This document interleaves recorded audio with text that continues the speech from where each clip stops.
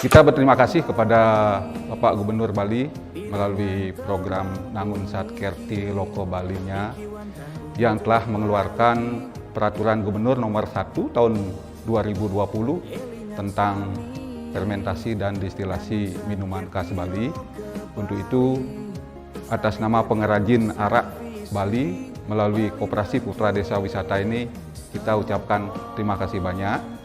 Dan selanjutnya kami dengar atau kami saksikan langsung Dinas Perindustrian dan Perdagangan Provinsi Bali mengadakan lomba desain arak, desain kemasan atau branding arak.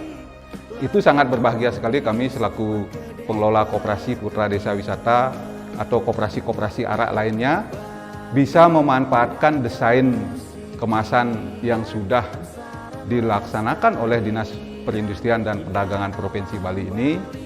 Beberapa pemenangnya, ada pemenang 1, pemenang 2, dan pemenang 3 dan sebagainya itu.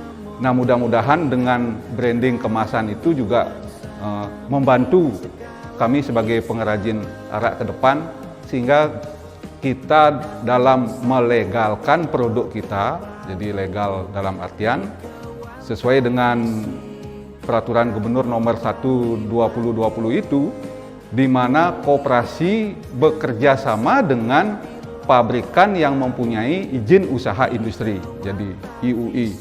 Pabrikan inilah yang melegalkan produk dari pengrajin arak anggota koperasi itu sendiri. Dengan adanya bantuan kemasan atau branding ini sangat bermanfaat sekali untuk mengembangkan kualitas dari produk arak itu sendiri.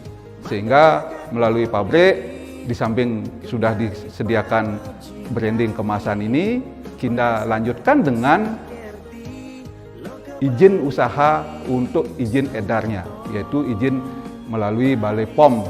Jadi setelah izin edar itu keluar, kita lanjutkan dengan izin pita cukai yang dikeluarkan oleh Bea Cukai, sehingga kloplah ini suatu produk. Jadi produk arak Bali ini menjadi produk yang legal. Jadi branding kemasannya bagus, berkualitas, dan semoga untuk laku di pasaran. Nah, itu kuncinya. Jadi arak Bali menjadi laku di pasaran, dia menjadi legal karena dilegalkan oleh kerjasama koperasi dan pabrik untuk mengeluarkan izin edar Balai POM dan berpita cukai.